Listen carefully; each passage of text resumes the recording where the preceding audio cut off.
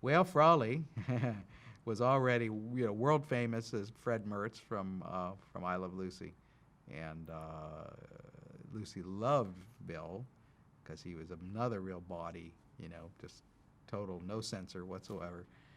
Said anything and everything that came to his mind, and usually peppered with a lot of four-letter words, which, when you're 8, 12, 15 years old, you go, it's great, love it. You just fall down laughing. Of course, then that only encouraged him more to do that, and and he was a big drinker, and that was our job, was to get him back to the set after lunch because we would all go to a restaurant near the studio called Nicodell's, and it was kind of the haunt where all the studio people would go because they didn't serve booze on the lot. Hey, if you wanted to drink, you'd have to go off. I'll tell you a funny story after this, though. But anyway, so the producer said, well, if he's not back on time, we're losing, thousands by the minute, and nobody could get Bill back to the set once he started drinking.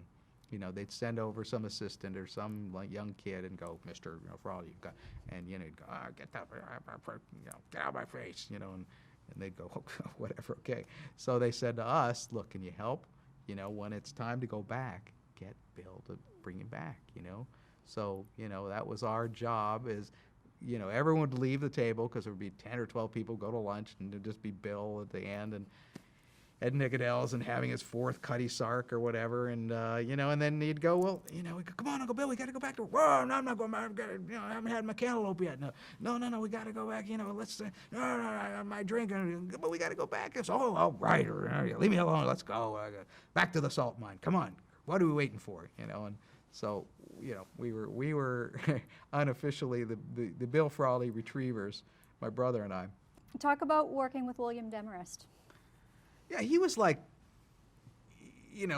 Frawley after rehab. The fun had just been drained out of him. He was similar in that they were both hard nut guys that grew up in the Depression and, took no guff and, spoke with their fists or whatever in the old days. But, he was a teetotaler by then and just didn't have the same kind of sparkle that Frawley had. He was still a great guy and a very fun actor, but just on a personal level, he seemed like, a guy who needed a drink.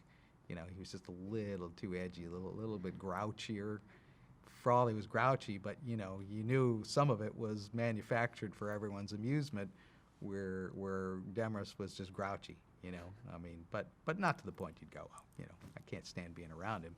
But you couldn't help but compare the two because they were playing the same roles and both similar. They were competitors.